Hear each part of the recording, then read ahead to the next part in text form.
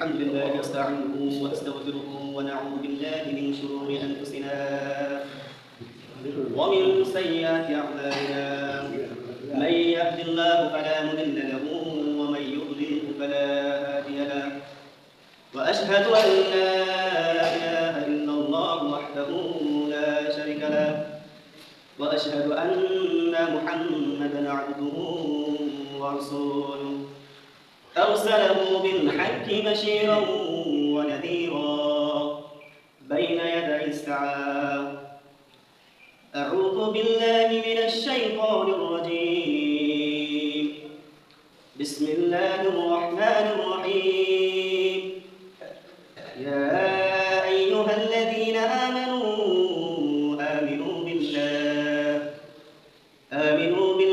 ورسوله والكتاب الذي نزل على رسله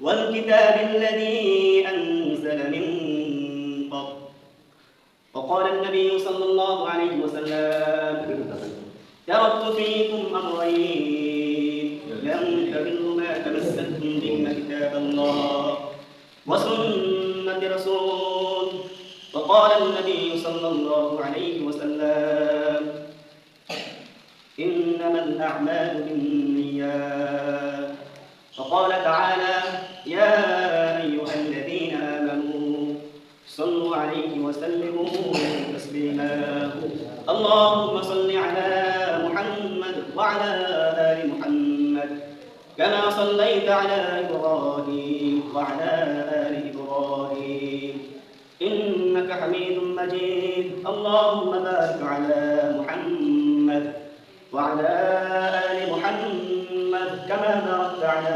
إبراهيم وعلى آل إبراهيم إنك حميد مجيد সুন্নত নয় শুধু দাওয়াতের মেহমান সুন্নত নয় শুধু খাওয়া শেষে মধুপান আর কিছু সুন্নাত আছে তুমি জানো কি জানলেও জীবনে সবটুকু মানো কি জানলেও জীবনে সবটুকু মানো কি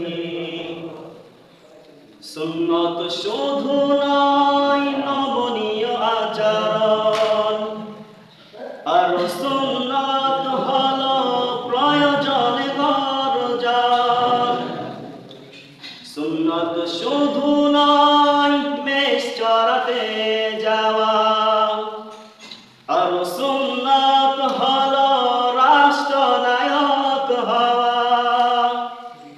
মুহাব্বতে তুমি সুদিনের পাশে রাও দুর্দিনেও তুমি পাশে থাকো কি আর কিছু সুন্নাত আছে তুমি জানো কি জানলেও জীবনে সবটুকু মানো কি জানলেও জীবনে সবটুকু মানি কি মারহাবা ইনশাআল্লাহ আলহামদুলিল্লাহ সমস্ত প্রশংসা আল্লাহ তাআলার জন্য যে আল্লাহ তাআলা পবিত্র মুহররমের মাসে আমাদের দ্বিতীয় জুমায় উপস্থিত হওয়ার তৌফিক দান করেছেন এজন্য সেই মহান রবের কাছে আমরা শুকরিয়া জ্ঞাপন করি সকলে বলি আলহামদুলিল্লাহ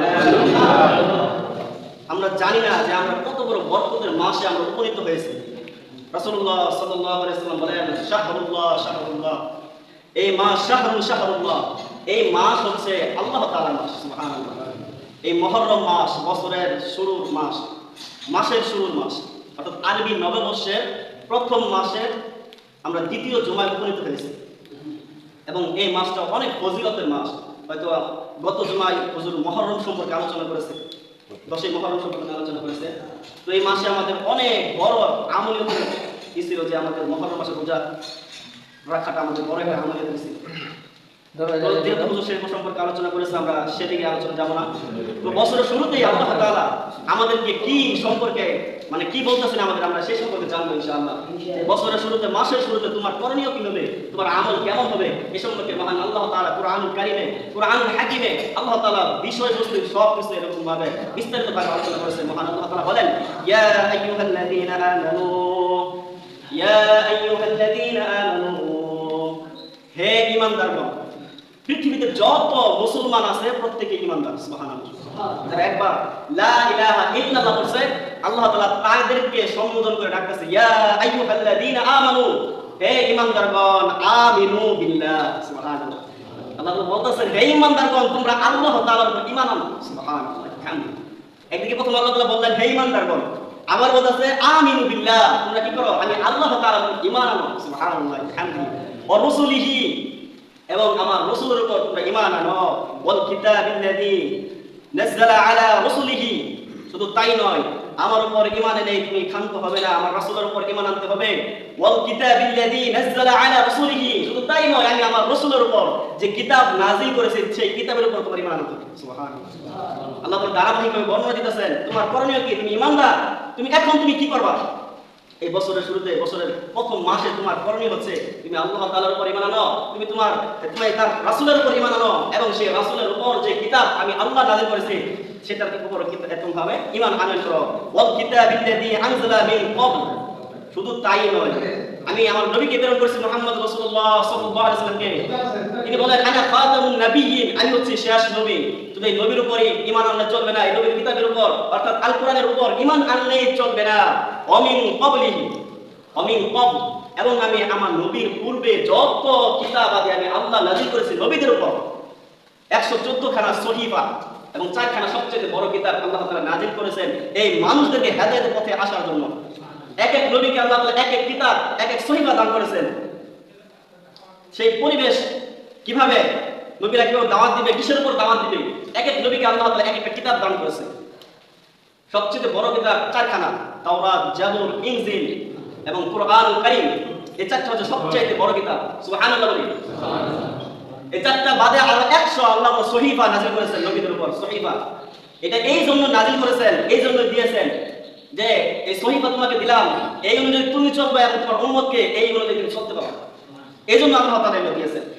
আল্লাহ তাআলা ইনজিল দিয়েছেন, জাবুর দিয়েছেন, এরকম ভাবে তাওরাত দিয়েছেন নবীদের উপর, তাদেরকে, তাদের উম্মতদেরকে হেদায়েতের পথে আসার জন্য।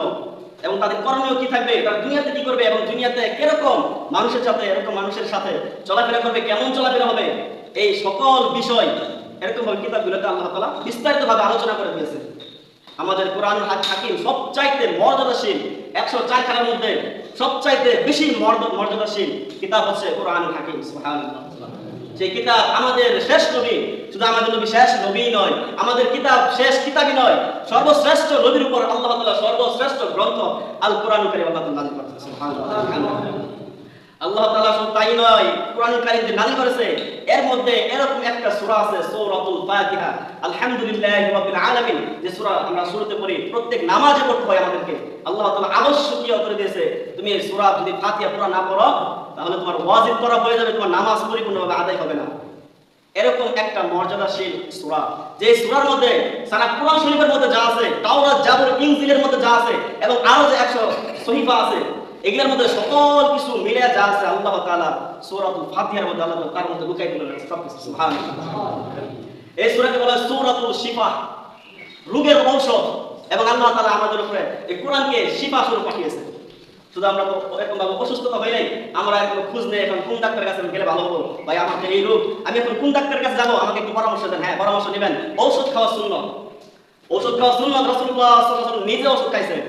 যখন রাসূলুল্লাহ সাল্লাল্লাহু আলাইহি ওয়াসাল্লাম কাবার চত্বরে তিনি তাওয়াফ করতেছিলেন, এমন অবস্থায় রাসূলুল্লাহ সাল্লাল্লাহু আলাইহি ওয়াসাল্লামের গায়ে একটা বিষাক্ত পোকা কামড় দিল।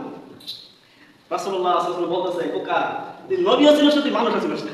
সুবহানাল্লাহ। রাসূলুল্লাহ খুবই বলতেছে, তুই নবী ছিলিস না, তুই মানুষ ছিলিস না। তখন মা আয়েশা রাদিয়াল্লাহু তাআলা আনহাকে বলতেছেন, হে আয়েশা, তুমি একটু লবণ এবং পানি গরম করে নিয়ে আসো। সুবহানাল্লাহ। দেখেন রাসূলুল্লাহ সাল্লাল্লাহু আলাইহি ওয়াসাল্লাম শুধু একজন নবী ছিলেন না, তিনি একজন রাষ্ট্রনায়ক ছিলেন, তিনি একজন ডাক্তার ছিলেন, তিনি একজন ইঞ্জিনিয়ার ছিলেন, তিনি এরকম জ্যোতির্বিজ্ঞানী ছিলেন, যত রকমের বিজ্ঞানী বলেন আমার নবী ছিলেন তিনি, সাল্লাল্লাহু আলাইহি ওয়াসাল্লাম। আমাদের নবী না তুই বান্ধব নামাজ পড়েন তিনি মসজিদ থেকে এরকম ভাবে মক্কা মদিনা এরকম ভাবে মদিনার মধ্যে তিনি রাষ্ট্র কায়েম করলেন, তিনি মদিনার মসজিদ থেকে এরকম ভাবে সৈন্য পাঠাতেন, দেশ জয় করতেন, এরকম ভাবে দেশগুলো আন্দোলন নিয়ে আসতেন। যারা কাফের বিমান ছিল সরকার ফ্রান্স যখন সবচেয়ে বেশি শক্তিধর ছিল নবী সাল্লাল্লাহু আলাইহি ওয়াসাল্লামের রুম পারস্য এগুলো সবচাইতে বেশি শক্তিশালী রাসূলুল্লাহ সাল্লাল্লাহু আলাইহি ওয়াসাল্লাম জামানার মধ্যে। যেমন এখন আমরা শুনি আমেরিকা এন্ড রাশিয়া শক্তিধর রাষ্ট্রের মধ্যে দুইটা এখন পৃথিবীতে আছে। আমেরিকার কথায় দেশে মানে যে কোনো দেশ উঠতে বসতে বাধ্য এক রাশিয়া ব্যতীত, চীন ব্যতীত। তদ্রুপ রাসূলুল্লাহ সাল্লাল্লাহু আলাইহি ওয়াসাল্লাম সেই যারা এরকম ভাবে ওই সময় টপ লেভেলের সরকার ছিল তাদের কাছে রাসূলুল্লাহ সাল্লাল্লাহু আলাইহি ওয়াসাল্লাম দূত পাঠাইলেন, যাও ওই রোম পারস্যের সরকারের কাছে যাও, প্রেসিডেন্টের কাছে যাও, আমি নবীর চিঠি নিয়ে যাও, তাকে বলবা যে মদিনার প্রেসিডেন্ট হযরত মুহাম্মদ সাল্লাল্লাহু আলাইহি ওয়াসাল্লাম তিনি দাওয়াত দিয়েছেন, ইসলামের দাওয়াত দিয়েছেন, তিনি হয়তো ইসলামের দাওয়াত গ্রহণ করবা আর না হয় সেই নবীর সাথে যুদ্ধ করার জন্য মোকাবেলা করবা। সুবহানাল্লাহ, ডাইরেক্টলি তিনি দূত প্রেরণ করে পাঠিয়ে দিয়েছেন। সাহাবাদের বলে দিয়েছিলেন তোমাদেরকে সেখানে গেলে এরকম আছে তোমরা ফিরে আসতে নাও পারো, তোমাদেরকে হত্যা করা হবে। রাসূলুল্লাহ সাল্লাল্লাহু আলাইহি ওয়াসাল্লাম বলে দিয়েছে, কারণ তারা ছিল অগ্নি পূজারী, তারা ছিল এরকম ভাবে সূর্য পূজারী, গাছ পূজারী, এরকম ভাবে এক একজন এক একটা জিনিসের তারা পূজা করত। তো রাসূলুল্লাহ সাল্লাল্লাহু আলাইহি ওয়াসাল্লাম যে কথা দেখে কথা বলছে, মা আয়েশা রাদিয়াল্লাহু তাআলা আনহা বললেন, মা হে আয়েশা তুমি একটু গরম পানি লবণ পানি আমার জন্য গরম করে নিয়ে আসো, কুসুম গরম পানি নিয়ে আসো, কারণ আমাকে পোকা কামড়াইছে। যখন রাসূলুল্লাহ সাল্লাল্লাহু আলাইহি ওয়াসাল্লাম ওনার কাছে মা আয়েশা রাদিয়াল্লাহু তাআলা আনহা পানি নিয়ে আসলেন, লবণ পানি। আপনি দেখবেন ডাক্তারের কাছে গেলে ডাক্তার বলে দেব আপনার দাঁতে ব্যথা, আপনি লবণ পানি কুসুম গরম করে কি করবেন, বলে কিনা? বলে কিনা? হ্যাঁ, লবণ ব্যথা কাজ করে, সাথে যদি পানি থাকে পানি করে লাগবে আপনার। রাসূলুল্লাহ সাল্লাল্লাহু আলাইহি ওয়াসাল্লাম থিওরি, তিনি মানুষদেরকে এরকম ভাবে ট্রিটমেন্ট করে দিয়ে গেছেন। রাসূল সাল্লাল্লাহু আলাইহি ওয়াসাল্লাম জামানায় একজন ব্যক্তি যা বলতেছেন, সে ছিল ডাক্তার, হে নবী আপনার এলাকায় কেন রোগ হয় না? আমি তো 3 বছর যাবত আসছি কোনো রোগী পেলাম না, কি এরকম কেমন চলে মুসলমান জাতিরা, আমি তো কোনো একটা রোগী পেলাম না ট্রিটমেন্ট করবো। রাসূলুল্লাহ সাল্লাল্লাহু আলাইহি ওয়াসাল্লাম বললেন যে এই মুসলমান জাতি আমি যেরকম ভাবে বলে দিয়েছি তাদের খানা পিনা, যে তোমরা পেটকে 3 ভাগে ভাগ করবা, এক ভাগ পানি, এক ভাগ এরকম তুমি খানা খাবা, আরেক ভাগ খালি রাখবা। আমি তাদেরকে এরকম ভাবে থিওরি দিয়ে দিয়েছি যেটা পালন করার কারণে তাদের পেটে গ্যাস হয় না, এরকম ভাবে কোনো রোগ ব্যাধি দেখা দেয় না। কারণ আপনার যখন খানা কম খাবেন দেখবেন আপনি অনেক রোগ থেকে এমনি বেঁচে গেছেন। আপনি বারে এরকম ভাবে বদনা নিয়ে টয়লেট যাইতে হবে না, পেট ফাঁপা লাগবে গ্যাস্ট্রিকের বড়ি খাইতে হবে না, আপনি ট্রাই করে দেখেন। যখন ওই ডাক্তারকে বললেন তারা তো আমার থিওরি অনুযায়ী চলে, কিভাবে তাদেরকে রোগে আক্রমণ করবো, তখন কিন্তু বুঝতে পারলেন হ্যাঁ এটা সঠিক। মা আয়েশা রাদিয়াল্লাহু তাআলা কে বললেন লবণ পানি গরম করে দাও। যখন রাসূলুল্লাহ সাল্লাল্লাহু আলাইহি ওয়াসাল্লামের কাছে নিয়ে আইলেন, তিনি বললেন আলহামদুলিল্লাহি রাব্বিল আলামিন, হাতের মধ্যে গ্লাস নিয়ে পড়তেছেন, আলহামদুলিল্লাহি রাব্বিল আলামিন আর রহমানির রহিম মালিকি ইয়াউমিদ্দিন ইয়্যাকা না'বুদু ওয়া ইয়্যাকা নাস্তাঈন اهدنا الصراط المستقيم صراط الذين أنعمت عليهم غير المغضوب عليهم ولا الضالين। তিনি 7 আয়াত পড়লেন সূরাতুল ফাতিহা এবং ফু দিলেন, তিনি এরকম ভাবে পান করলেন এবং এখানে কামড় দিতে কি করলেন এরকম ভাবে এখানে ধুয়ে দিলেন, সঙ্গে সঙ্গে কথা শেষ। সুবহানাল্লাহ, এটা হচ্ছে কোরআনের মুজিজা। আপনি ক্যান্সার রোগী, আপনি সূরা ফাতিহা পড়েন, প্রত্যেকদিন সূরা ফাতিহা পড়ে পানি খান, যে ক্যান্সার রোগের কোনো প্রতিষেধক এখনো বিজ্ঞান আবিষ্কার করতে পারেন নাই, কিন্তু এই সূরা ফাতিহা পড়া ফু দিয়া পানিটা এরকম ক্যান্সারের রোগী ভালো হয়েছে এরকম ওয়ার্ল্ড রেকর্ড আছে। আমরা কোরআন পড়ি না, মানি না, জানি না, এজন্য শুধুই ডাক্তার জ্বর, প্যারাসিটামল, নাপা, গ্যাস্ট্রিক, কত রকমের বড়ি বের হয়েছে, অ্যান্টাসিড প্লাস, সেকলো, আরো অনেক প্রকার, ম্যাক্স প্রো, মানে অভাব নাই। আমরা কোরআন থেকে দূরে সরে গেছি, এজন্য আজকে দেখেন কোরআন দিয়ে আমার কিছুই হইতেছে না। সাহাবা আজমাইরা কোরআনের উপর কোরআন তেলাওয়াত করতো, কোরআন এরকম ভাবে তারা মানতো, কোরআন দিয়ে এরকম চিকিৎসা করতো, তাদের রোগ ভালো হয়ে যেত। আমরা এখন নির্ভর করি শুধু ডাক্তারের কাছে, শুধু ডাক্তার এবং ঔষধ, এর উপর নির্ভর করি, আল্লাহ তাআলা এর উপর নির্ভর করে আমাদের রোগগুলো ভালো করে। যদি আমার ইয়াকিন থাকতো আল্লাহ তাআলা যে কোরআনকে শিফা স্বরূপ পাঠাইছে, তার উপর আমল করে আমি যদি পানি খাইতাম, কমপক্ষে সূরা ফাতিহা পর্যন্ত পানি খাই, এরকম জ্বর, পেটের ব্যথা, এগুলো এমনিতেই ভালো অটোমেটিক হয়। বমি হইলেই আমাদের আলহামদুলিল্লাহ একটা প্রচলন আছে, পেটের সমস্যা বা বাতাস লাগলে হুজুরের কাছে পানি করে নিয়ে আলহামদুলিল্লাহ পানি পড়তে কাজ হয় কিনা অনেক, এটা আগে থেকে চলে আসতেছে, এটা আজকে নতুন না। এজন্য আল্লাহ তাআলা বলতেছেন তোমরা আমার উপর ঈমান আনো, আমার রাসূলের উপর ঈমান আনো, আমার রাসূলের উপর যে কিতাব আমি নাযিল করেছি তার উপর ঈমান আনো। শুধু তাই নয়, আগেকার যে নবীদের উপর আমি কিতাব প্রেরণ করেছি এর উপর তোমাকে ঈমান আনতে হবে, তাহলে তুমি মুমিন হবা। সুবহানাল্লাহ। এরপর আল্লাহ তাআলা আরো বলেছেন ওয়া মান ইয়াকফুরু বিল্লাহি ওয়া মালাইকাতিহি ওয়া কুতুবিহি ওয়া রুসুলিহি ওয়াল ইয়াউমিল আখির ফাকাদ দাল্লা দালালান বাঈদা। এরপর আল্লাহ তাআলা বলতেছেন যারা এরকম অস্বীকার করবে, যারা ঈমান আনবে না আমার উপর, এবং আমার ফেরেশতার উপর এবং আমি যা কিতাব নাযিল করেছি তার উপর আমার রাসূলের উপর এবং ইয়াউমিল আখিরে যে আখিরাতের দিনে আমি তাদেরকে জীবিত করব, এর উপর যারা ঈমান আনবে না ফাকাদ দাল্লা দালালান বাঈদা, তারাই হচ্ছে সবচাইতে এরকম ক্ষতিগ্রস্ত, তারা হচ্ছে ভ্রষ্ট, সবচেয়ে বেশি পথভ্রষ্ট তারা। যেহেতু আমরা মুসলমান হিসেবে আমরা বিশ্বাস করি, আমরা কবরকে বিশ্বাস করি, এরকম ভাবে কবর থেকে পুনরায় জীবিত হতে হবে আমরা এটা বিশ্বাস করি, এজন্যই আমরা মুমিন। কিন্তু অনেকেই আসছে যারা আমরা জুমার নামাজ পড়তেছি, আজকে ফজর নামাজ পড়ি নাই, অনেকেই আমরা ফজর নামাজ পড়ি নাই। এজন্যই পাঁচ ওয়াক্ত নামাজ আল্লাহ তাআলা আমাদেরকে মসজিদে এসে এবং আল্লাহ তাআলার উপর ঈমান এনে, নবীর উপর ঈমান এনে, কিতাবের উপর ঈমান এনে এবং আমাদেরকে ঈমানের অবস্থায় যেন আল্লাহ তাআলা দুনিয়া থেকে উঠে এনে এই আশা ব্যক্ত করে আমি আমার সংক্ষিপ্ত কথা এখানে শেষ করছি। আসসালামু আলাইকুম ওয়া রাহমাতুল্লাহি ওয়া বারাকাতুহু। যারা সুন্নাত